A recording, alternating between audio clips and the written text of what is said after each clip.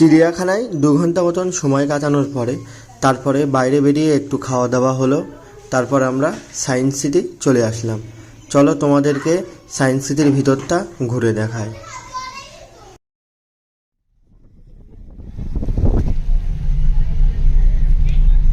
আমরা তো টিকিট কাটতে পারতাম না এখানে। ভিতরে প্রবেশের জন্য আমাদের টিকিট নিয়েছিল 70 টাকা করে। আমরা টিকিট কেটে তাড়াতাড়ি ঢুকে পড়লাম। এর ভিতরে অনেকগুলো শো দেখা যায়। শোয়ের টিকিটগুলো বাইরে থেকেও কাটা যায়, ভিতরেও কাউন্টার আছে, ভিতরেও আলাদাভাবে আবার টিকিট কাটা যায়। তো আমরা শোয়ের টিকিটগুলো বাইরে থেকে আর কাটলাম না, দেখি ভিতরে গিয়ে কোন শোগুলো দেখা যায়, ওখান থেকেই কেটে নেবো ভাবছি।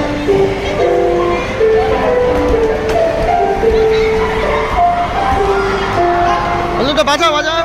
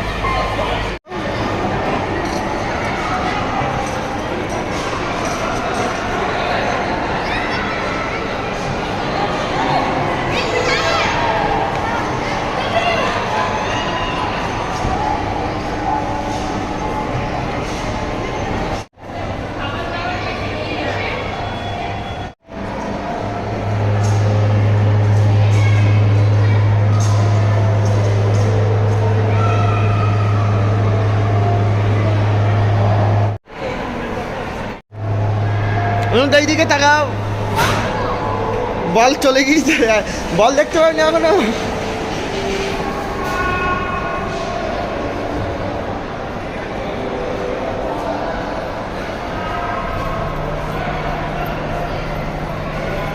চাপো চাপো চাপো চাপো।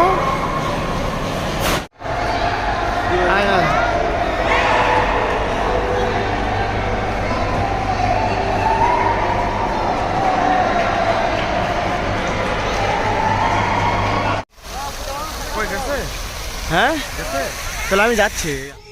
আমরা ফার্স্ট 3D একটা শো দেখেছিলাম, জঙ্গল সাফারি। এটা পুরো বাচ্চাদের জন্যই 3D শো ছিল, ওই জন্য খুব আনন্দ উপভোগ করেছিলাম। তার 40 টাকা করে নিয়েছিল টিকিট আমাদের। তারপরে আমরা একটা টিকিট কাটি, the great China wall.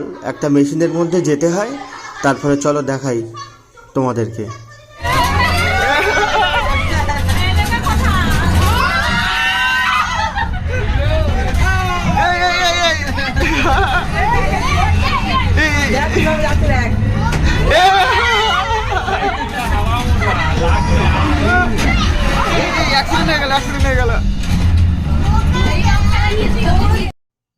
Space থিয়েটারের মধ্যে নাসার ভয়েজার স্যাটেলাইট নিয়ে দেখানো হয়। এখানে ভিডিও করা, ক্যামেরা করা বারণ ছিল বলে করা হয়নি।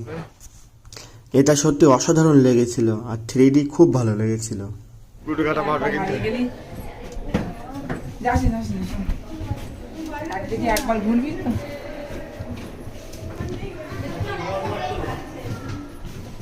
এইদিকে এইদিকে আয়। এই কোথায় যাচ্ছিস, কোথায় যাচ্ছিস? দাঁড়া, কোথায় যাবি? ওরে একটু খুঁজে পাবো না কিন্তু আমরা। ওরে এইদিকে না, চল চল।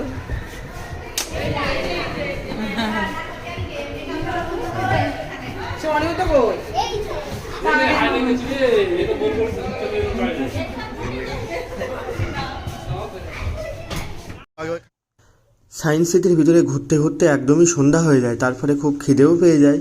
তারপরে ভাবলাম চলো একটু খেয়েই নেওয়া যাক।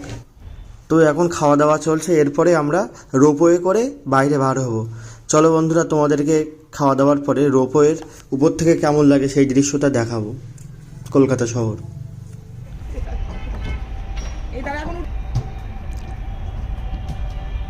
চলো না,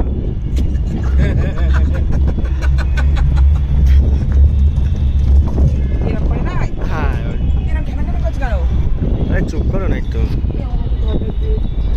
আর কিছু হবে না, ফাইন লাগছে। আমরা হাওয়া দেখ, কলকাতা শহর দেখ। হ্যাঁ এই জায়গায় কত সুন্দর লাগছে দেখো বন্ধুরা। আমরা এখন রোপওয়েতে আছি। Puzzle garden. আরে বন্ধ আছে তোমার ভিডিও, কিছু হচ্ছে না। আরে তো ভয় লাগছে না তো? তো চিড়িয়াখানা ভালো লেগেছে না এটা ভালো লেগেছে? তোমার কোনটা ভালো লেগেছে? চিড়িয়াখানা ভালো লেগেছে না সায়েন্স সিটি? সায়েন্স সিটি আজকে এটা বন্ধ ছিল ভাই, এটাই ফোন পড়ে যায় না। না না। তো বন্ধুরা, লাইক এবং সাবস্ক্রাইব করতে ভুলো না। আর ভিডিওটি কেমন হয়েছে কমেন্টে অবশ্যই জানিও।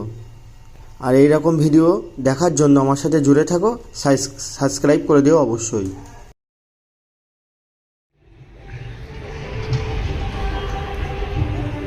সবাই থাকলে ভালো লাগে, আমরা 4 জন তো। আর তাহলে ভাবো এগুলো যারা তৈরি করেছে বানিয়েছে এই যে সার্কেলগুলো, এখান থেকে একটা প্যাডেলিং সিস্টেম ছিল, সেটা দেখছি খুলে দিয়েছে প্যাডেলিং সিস্টেম।